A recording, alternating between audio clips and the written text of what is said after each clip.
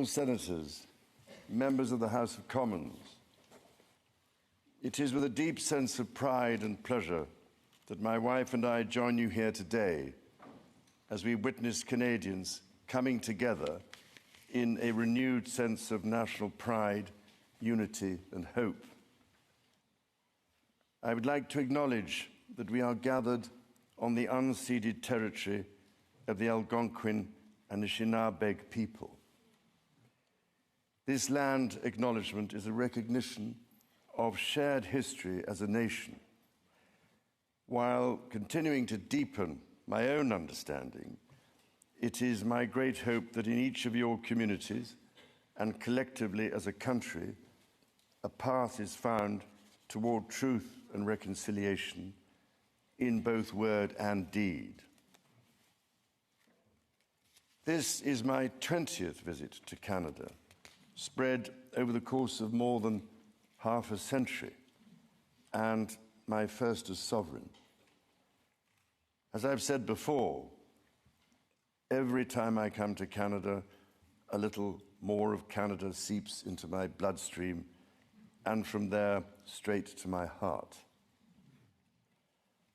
I've always had the greatest admiration for Canada's unique identity, which is recognized across the world for bravery and sacrifice in defense of national values and for the diversity and kindness of Canadians.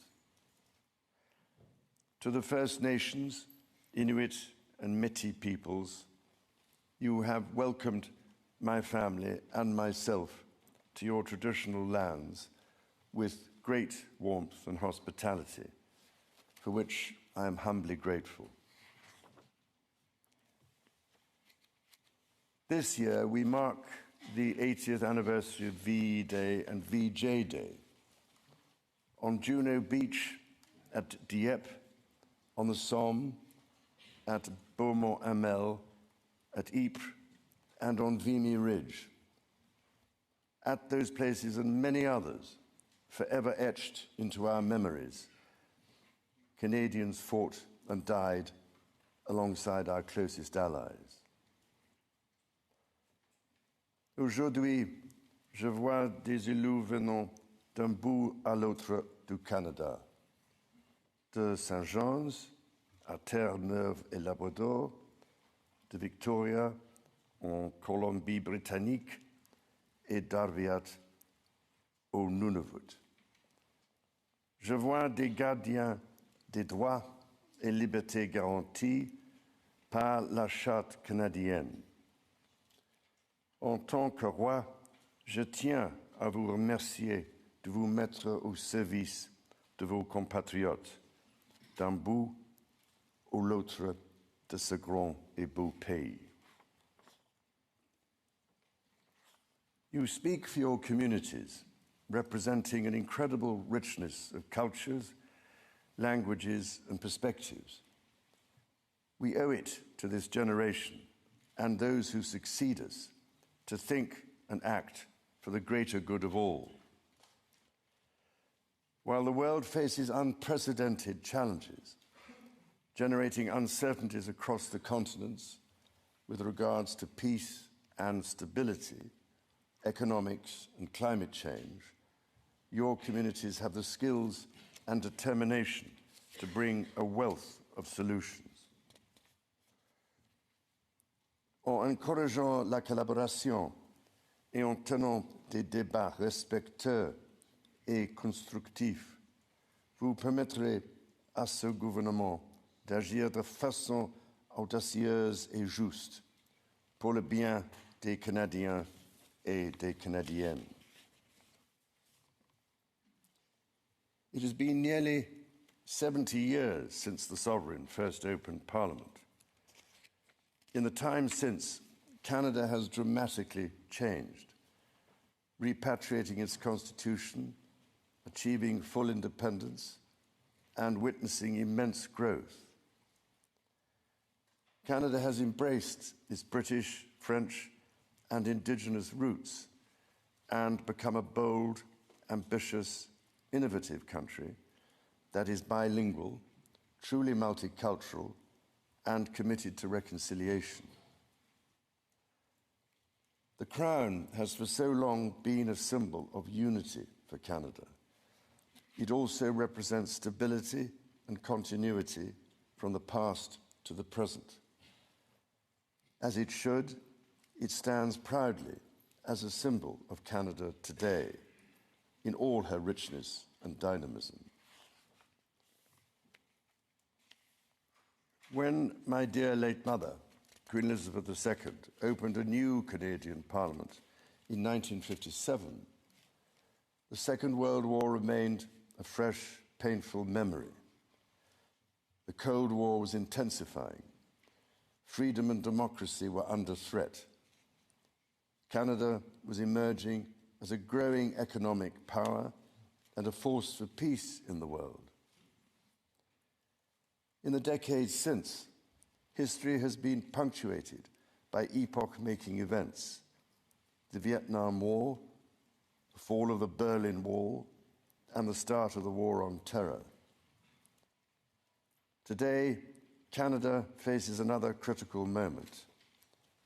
Democracy, pluralism, the rule of law, self-determination, and freedom are values which Canadians hold dear, and ones which the government is determined to protect.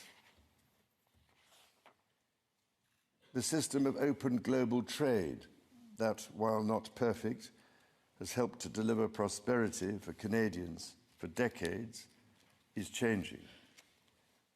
Canada's relationships with partners are also changing. Il nous faut confronter la réalité.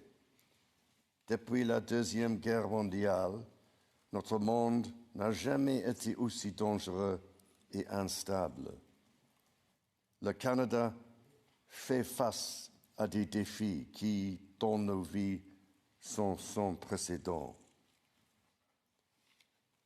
Many Canadians are feeling anxious and worried about the drastically changing world around them. Fundamental change is always unsettling.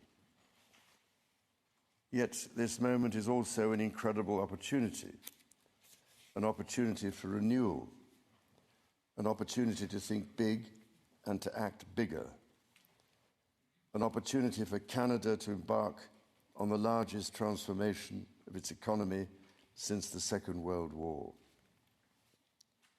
A confident Canada, which has welcomed new Canadians, including from some of the most tragic global conflict zones, can seize this opportunity by recognizing that all Canadians can give themselves far more than any foreign power on any continent can ever take away. And that by staying true to Canadian values, Canada can build new alliances and a new economy that serves all Canadians.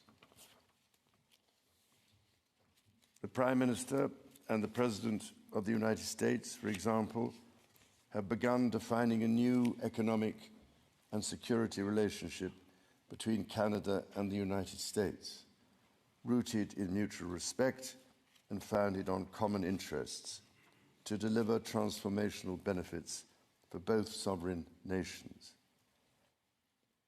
Simultanément, le gouvernement œuvre à renforcer ses relations avec des partenaires commerciaux et des alliés fiables. Sachons que le Canada possède ce dont notre monde a besoin et défend les valeurs que ce monde respecte.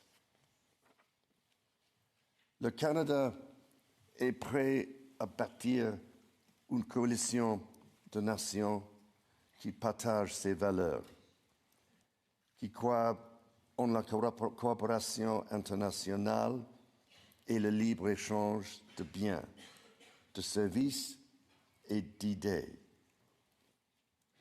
Dans ce monde nouveau, qui évolue à un rythme frénétique, le Canada tracera la voie à suivre. La démonstration en sera faite dès juin, quand le Canada présidera le sommet du G7. The government is guided by its conviction that the economy is only truly strong when it serves everyone. Many Canadians are struggling to get ahead. The government is responding, reducing middle-class taxes and saving two-income families up to $840 a year. It will cut the GST on homes at or under $1 million for first-time home buyers, delivering savings of up to $50,000. And it will lower the GST on homes between $1 million and $1.5 million. Le gouvernement assurera la pérennité de programmes qui permettent déjà aux familles d'économiser des milliers de dollars par année, notamment ceux pour les garderies et l'assurance médicaments. À ces progrès s'ajoute l'élargissement du régime canadien de soins dentaires, qui sera bientôt accessible à environ 8 millions de Canadiens et de Canadiennes, leur permettant d'économiser plus de $800 par année en moyenne. The government's overarching goal, its core mission, is to build the strongest economy in the G7. That starts with creating one Canadian economy out of 13. Internal barriers to trade and labour mobility cost Canada as much as $200 billion each year. The government will introduce legislation to remove all remaining federal barriers to internal trade and labour mobility by Canada Day. Les premiers ministres de plusieurs provinces et territoires ont déjà pris des mesures pour éliminer les obstacles au commerce intérieur. Le gouvernement va s'appuyer sur ces progrès pour créer, d'ici la fête du Canada, un réel système de libre-échange à travers le pays. Il s'agit d'efforts essentiels pour permettre au Canada de réaliser tout son potentiel économique, mais cela reste insuffisant.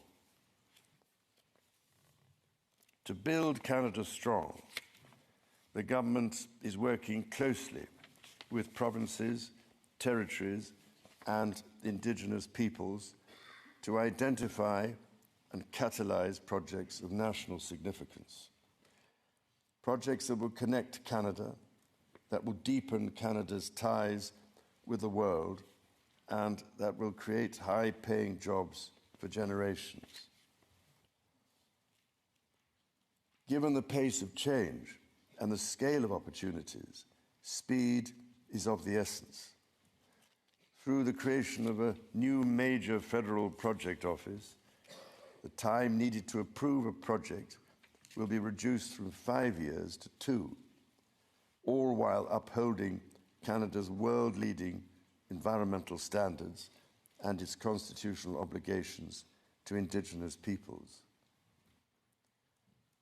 The government will also strike cooperation agreements with every interested province and territory within 6 months to realise its goal of one project, one review. When Canadians come together, Canada builds things that last. Éliminer ces obstacles qui freinent l'économie canadienne permettra l'avènement d'une nouvelle ère de croissance grâce à laquelle le Canada va non seulement surmonter des guerres commerciales, mais en émerger plus fort que jamais. Cela lui permettra de devenir une superpuissance en matière d'énergie verte et conventionnelle, de bâtir une stratégie industrielle qui rendra le Canada plus compétitif à l'international, tout en luttant contre les changements climatiques, de bâtir des centaines de milliers de bonnes carrières dans les métiers spécialisés et donc de faire du Canada une plaque tournante pour la science et l'innovation. Critically, the government will undertake a series of measures to help double the rate of home building while creating an entirely new housing industry, using Canadian technology, Canadian skilled workers, and Canadian lumber. The government will introduce measures to deliver affordable homes by creating Build Canada Homes. This mission-driven organization will act to accelerate the development of new affordable housing.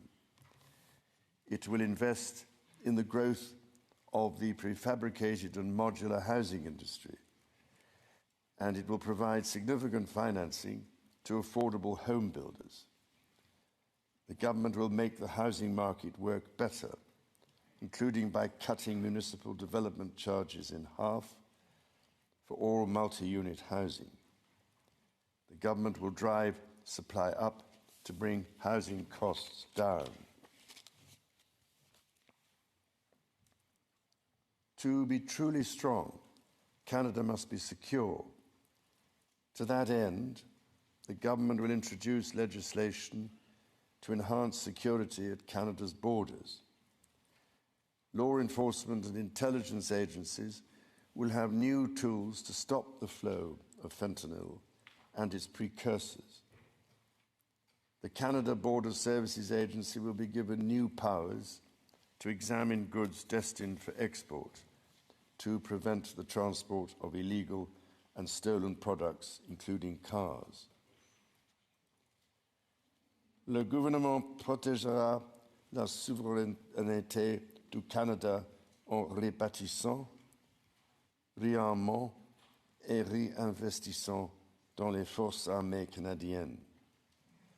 Il stimulera l'industrie militaire canadienne en prenant part au plan Réarm Europe et contribuera ainsi avec des partenaires européens à la sécurité transatlantique. Et il investira pour renforcer sa présence dans le Nord, alors que cette région, qui est partie intégrante de la nation canadienne, fait face à de nouvelles menaces. The government will discharge its duty to protect Canadians and their sovereign rights from wherever challenges may come at home or abroad. To keep communities safe, the government will hire 1,000 more RCMP personnel. It will change firearms licensing and strengthen enforcement of yellow and red flag laws. Weapons licenses for those convicted of intimate partner violence and those subject to protection orders will be revoked. Through the deployment of scanners, drones, and helicopters, additional personnel, and canine teams, the government will stem the tide of illegal guns and drugs across the border.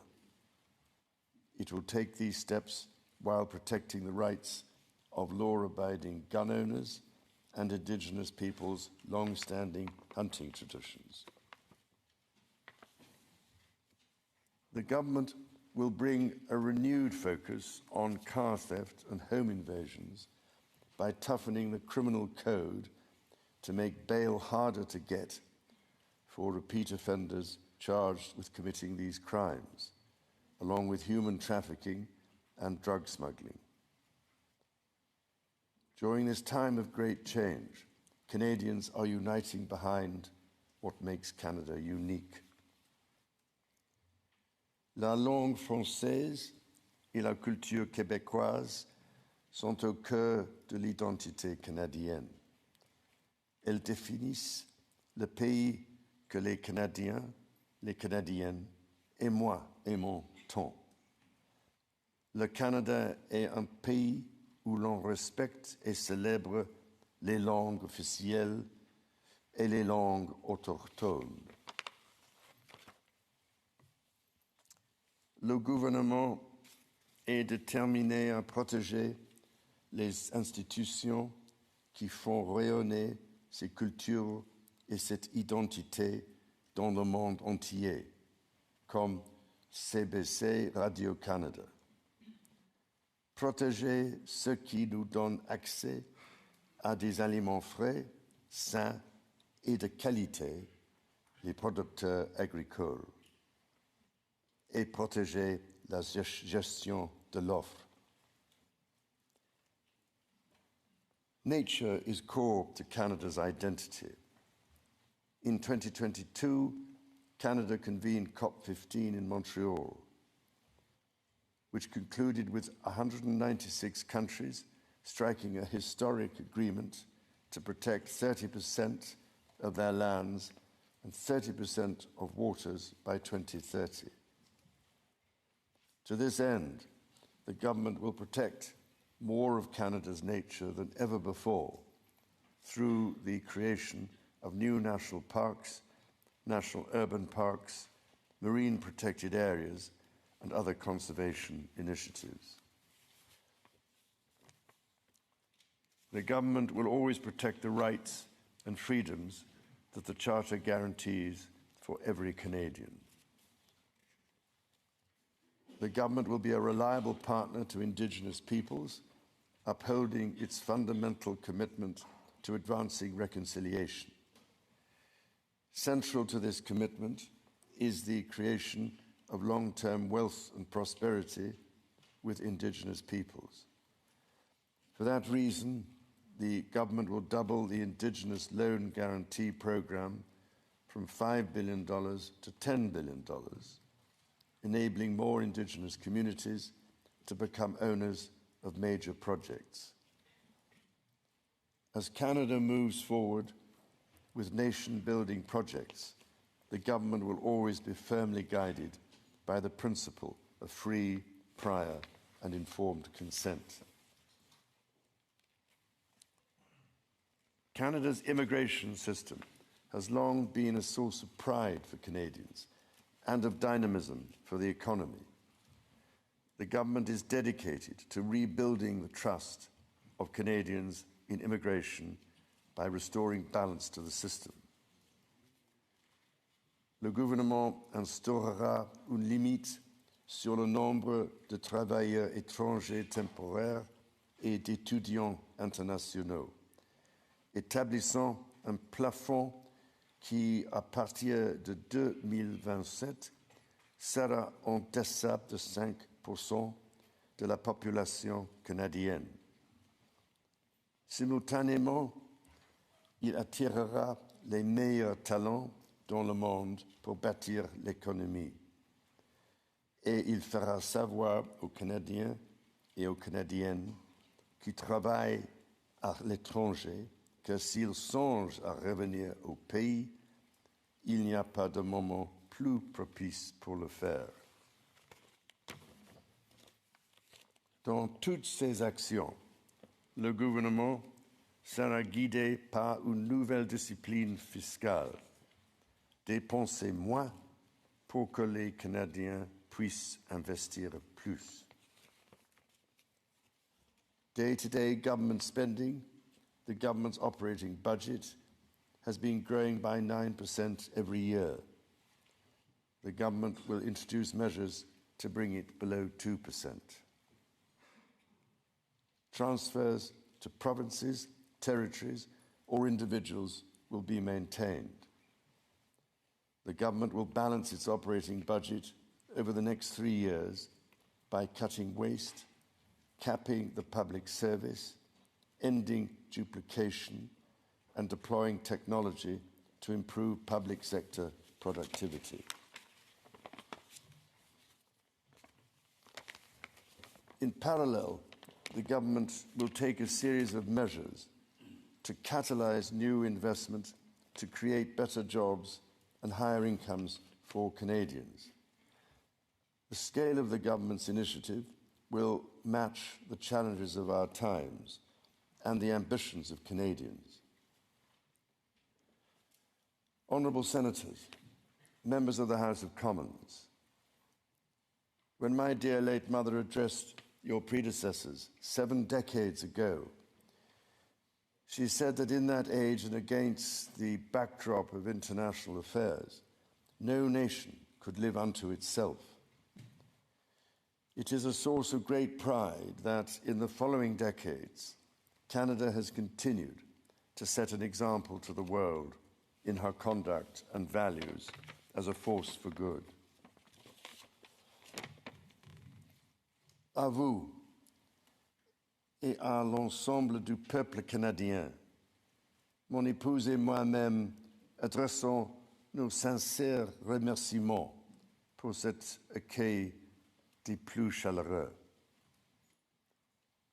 As the anthem reminds us, the true North is indeed strong and free.